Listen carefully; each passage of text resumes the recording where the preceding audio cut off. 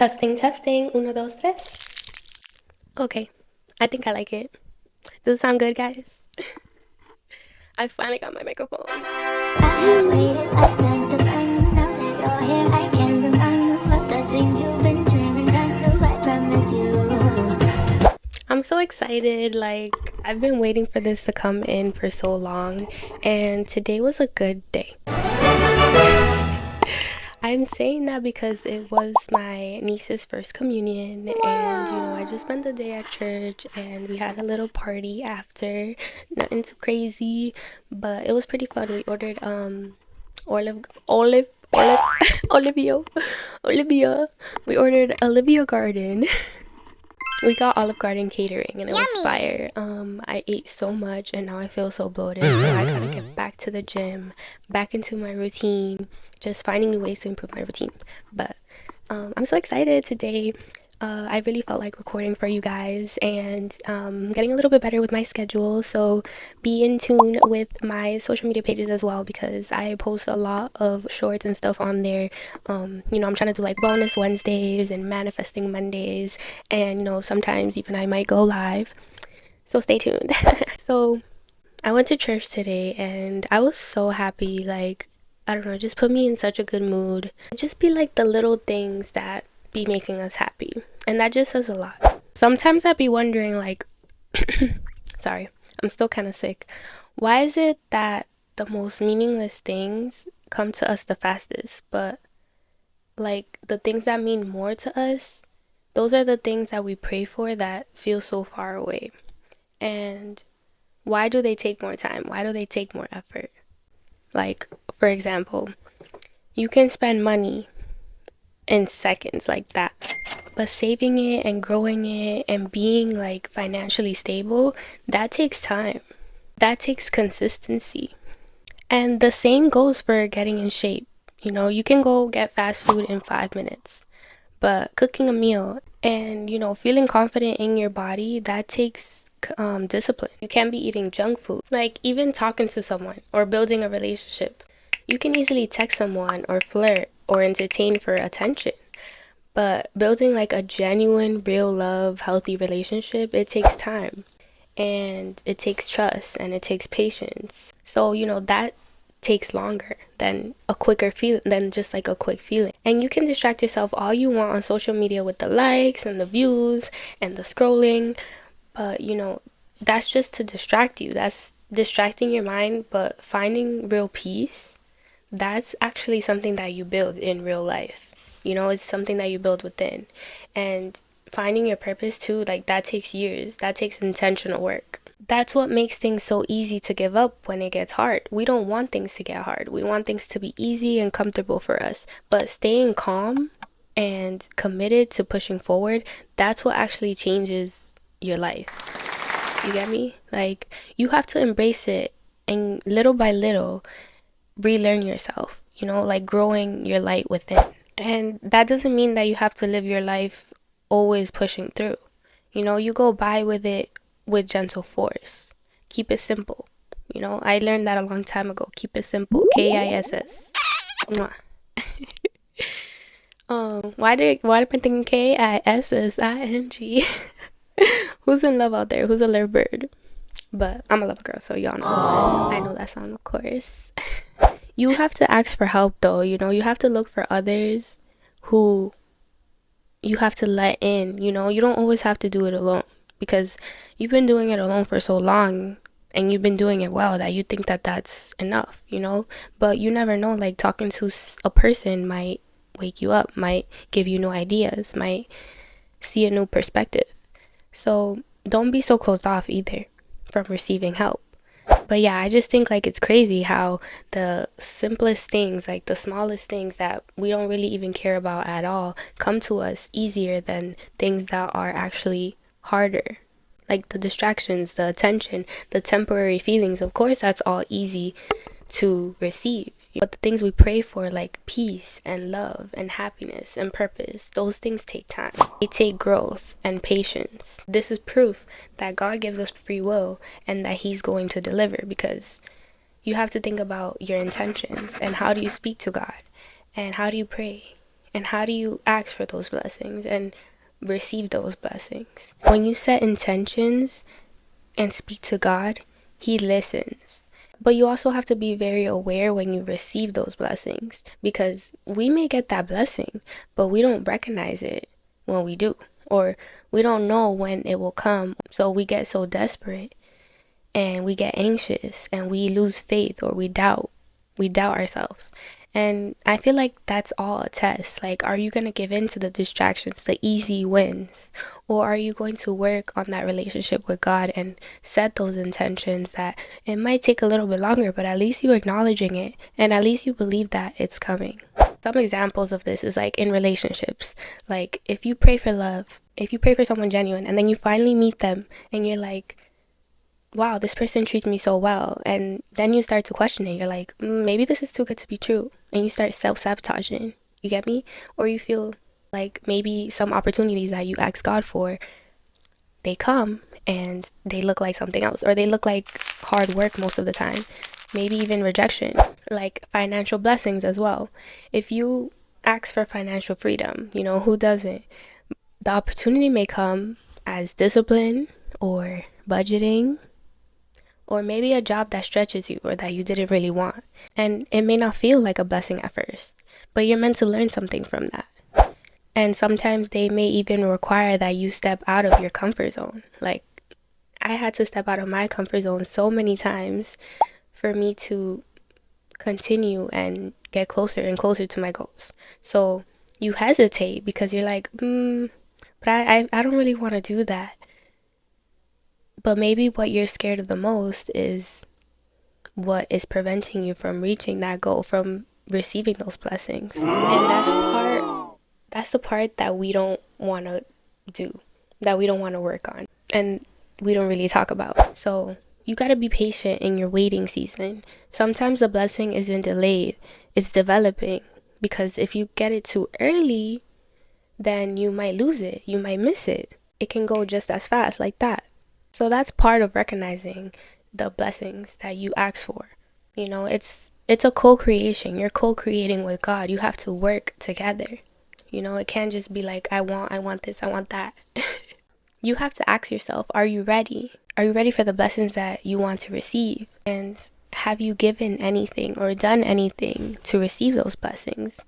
What actions have you taken for you to receive those blessings on your part?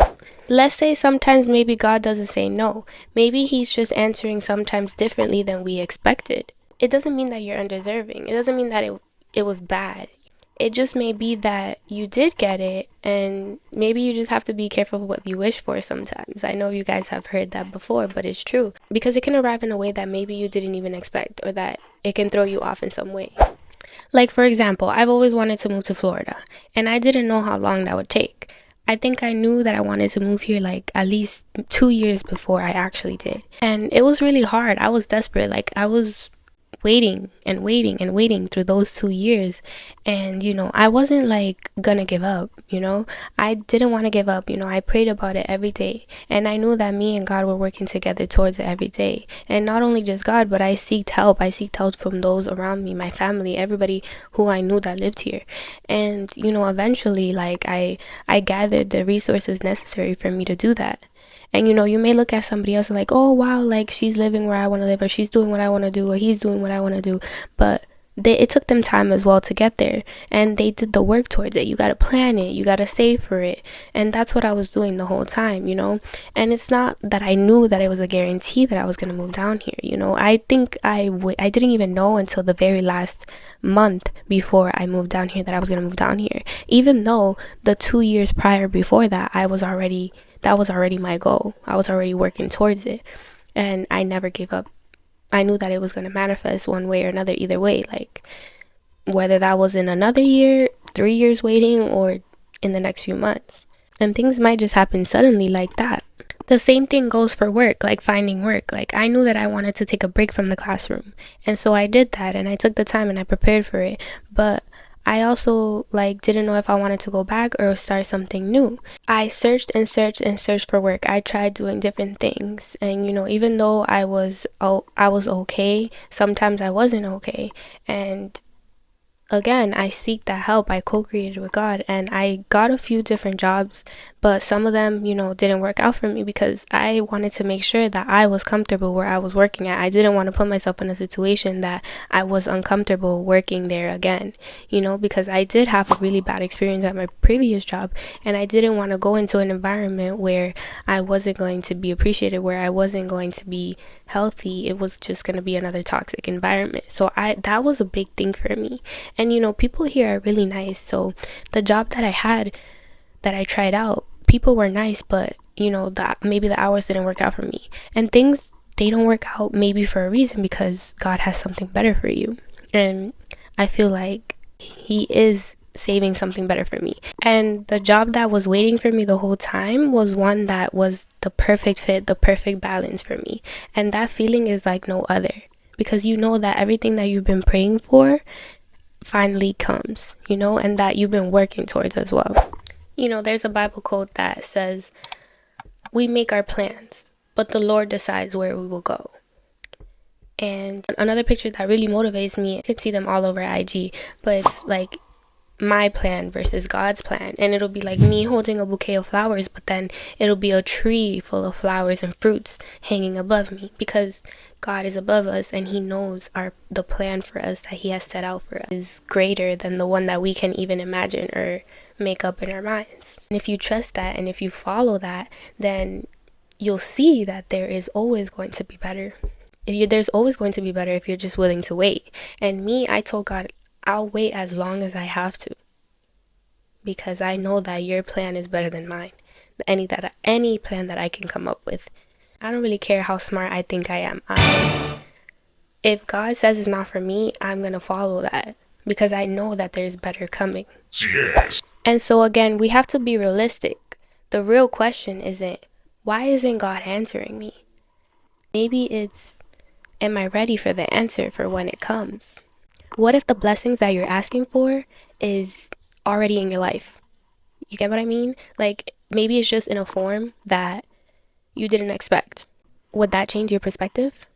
I really thank God every day, and I thank my angels and my ancestors and my family and everybody that for the relationship that I have built through my faith, because I just see things more clearly, and I have more peace, and I have more patience, I have more discipline, and it has improved my life greatly.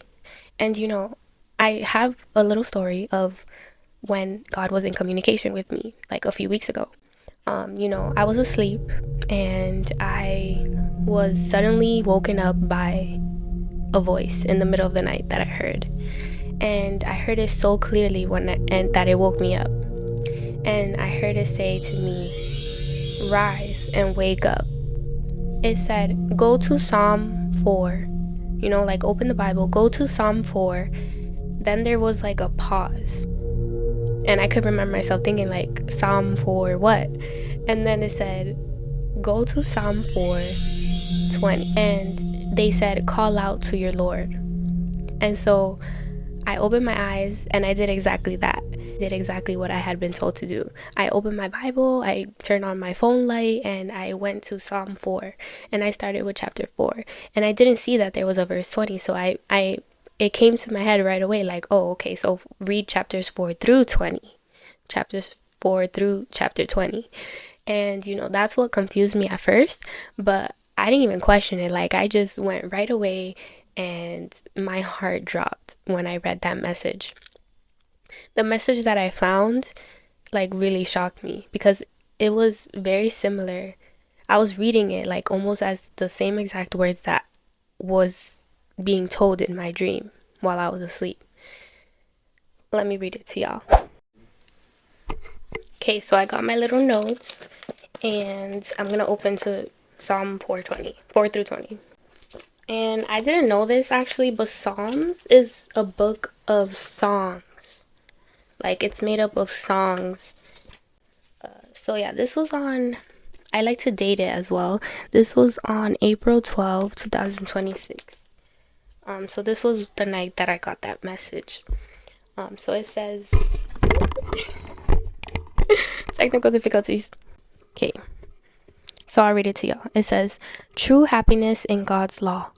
Blessed is the man who does not walk in the counsel of the wicked, nor stand in the way of sinners, nor sit in the company with scoffers. Rather, the law of the Lord is his joy, and on his law he meditates day and night. He is like a tree planted near streams of water that yields its fruits in season. Its leaves never wither. Whatever he does prospers. But not so are the wicked, not so. They are like chaff driven by the wind. Therefore the wicked will not arise at the judgment, nor will sinners in the assembly of the just. Because the Lord knows that the way of the just, but the way of the wicked leads to ruin. Okay, so that was actually Psalm 1, but I feel like I needed to read that because I've been really connecting with nature and the trees. I don't know, it just speaks to me like true happiness. So Psalm 420 is called Trust in God. Answer me when I call, my saving God. When trouble hems me in, set me free. Take pity on me and hear my prayer. How long, O people, will you be hard of heart? Why do you love what is worthless and chase after lies? Know that the Lord works wonders for his faithful one. The Lord hears when I call out to him. Tremble and sin no more. Weep bitterly within your hearts. Wail upon your beds. Offer fitting sacrifices and trust in the Lord. Many say, may we see better times. Lord, show us the light of your face. But you have given my heart more joy than they have when grain and wine abound. In peace I will lie down and fall asleep, for you alone, Lord, make me secure. And those words just completely shocked me. Like, I was like, what? Like, I was having trouble falling asleep. Like, I literally am a night owl. Y'all know this. I'm nocturnal. But that week, I literally couldn't sleep. Like, I would stay up till 4, 6 a.m. and I could see the sun rising. And so he told me this while I was having trouble sleeping, and all these worries and anxiety that keeps us from our sleep. He told me this, to trust in him, to trust in God. And I feel like, now it's the end of April, and I can say that this is very accurate, that what he told me is true, that I could trust in him, and he showed me that, and he delivered through me receiving those blessings that I had been asking and waiting for and been so anxious about that I couldn't even sleep. So, I feel like God is good all the time, and you have to be open to co-creating with him and speaking to him. But, I hope that touched y'all's heart a little bit as much as it touched mine. And so after this video, take a moment and think about that. And how does it fit into your life? How does the message fit into your life? But thank y'all for watching. I love y'all, and I want us all to heal, and I want to spread more love and light.